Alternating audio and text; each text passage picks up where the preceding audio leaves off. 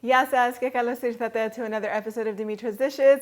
Today we're going to be making a delicious autumn soup. We're going to be combining butternut squash with feta, spinach, and some tortellini. The whole thing pairs so well together and creates a really comforting soup that the whole family is going to absolutely love, and it's super easy to make. Let's get started. So we're going to begin by roasting the butternut squash. I know some people like to just cook it over the stove top, but I feel like when you roast these winter vegetables, it really intensifies their flavor and makes them more nutty and so much more tasty. I usually peel and dice the butternut squash. Many times I just pick it up already peeled and diced from the supermarket just to save on time, and that works perfectly well. But I bought these delicious butternut squashes from Trader Joe's the other day, and I'm going to use one of them. I'm just going to cut it in half. Now, usually I peel it like I said, but I cannot find my peeler, so I'm going to test this out and hopefully it works by peeling it later. So I'm just going to carefully cut it into two pieces down the center, because cutting it the long way is really tricky and you can cut yourself because these are very hard to cut. So cut it in half first and then cut each half in half.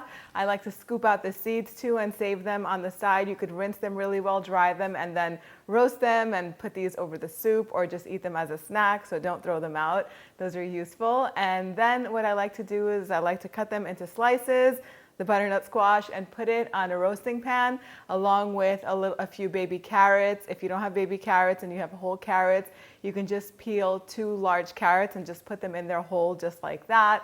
I also roughly chopped an onion. I just diced it into bigger pieces, and I'm going to add that in there as well. And then you can add whole garlic cloves, but I just take 2 heads of garlic and I cut the tops off and I put them separately in a little pouch of foil because they take a little bit longer to cook, and the roasted garlic is going to intensify and get nice and sweet in the oven and just makes life so easy because you don't have to peel the garlic cloves. Just drizzle a little bit of oil on top and season it with a little bit of salt and close that pouch up and leave it on the side. Drizzle some oil over the veggies as well that are in the tray and season the veggies with some salt and pepper as well. And then go ahead and preheat your oven to 400 degrees Fahrenheit.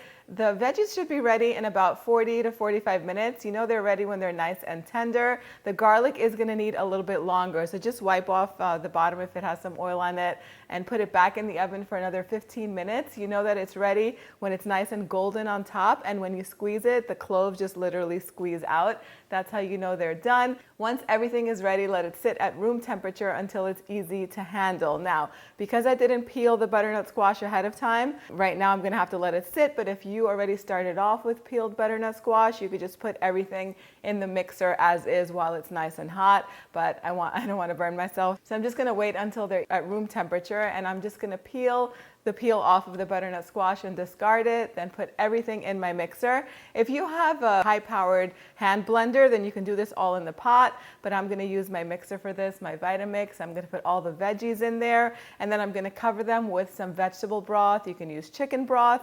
If all you have is water, you can use that too, but I feel like the vegetable broth or the chicken broth is going to add lots of flavor. Go ahead and blend that until it's nice and smooth, and then transfer it to a big pot, and then you can taste it. This already has so much flavor, but I'm going to thin this out with more stock. Now, you want to add about 8 cups or more of stock because we're going to cook the tortellini in here too, and pasta does like to soak up all of that liquid. So it just depends on how thick or thin you want your broth to be. That's just going to dictate how much you're going to put in there. You could always thin it out more later on as you go. So go ahead and bring that all to a boil. Once it comes to a boil, add a pound of baby spinach leaves to this. And it looks like a lot, but they wilt down to almost nothing. So just add them in there. Add the pasta. I'm using fresh pasta. I like to buy it from Costco. This is cheese tortellini, and the package instructions say that it just needs 2 minutes in the boiling broth. So that's all I'm going to cook it for. Just follow your package's instructions. I know the dry tortellini takes about 10 minutes. Just read the instructions and follow those so you don't over or undercook them.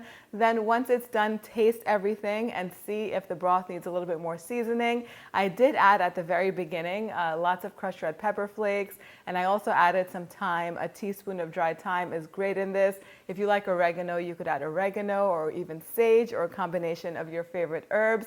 taste the broth and see if it needs more seasoning. If it does, now's the perfect time to do it. And then I also like to sprinkle some feta cheese in here. You can save the feta cheese for the end and just use it as a garnish on the plate, and everyone can put as much feta as they like in their bowl. It's up to you, but it is ready to be served. It smells so lovely and comforting. Let's do the taste test. Oh my goodness. So delicious, so mild. The soup is so smooth. The tortellini is cheesy. The feta cheese adds that briny, salty bite.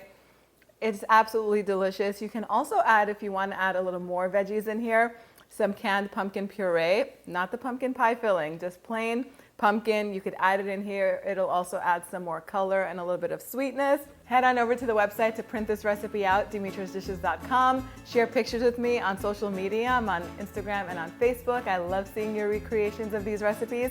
Thank you so much for spending time with me today. I'll see you all next time. Yes, yes.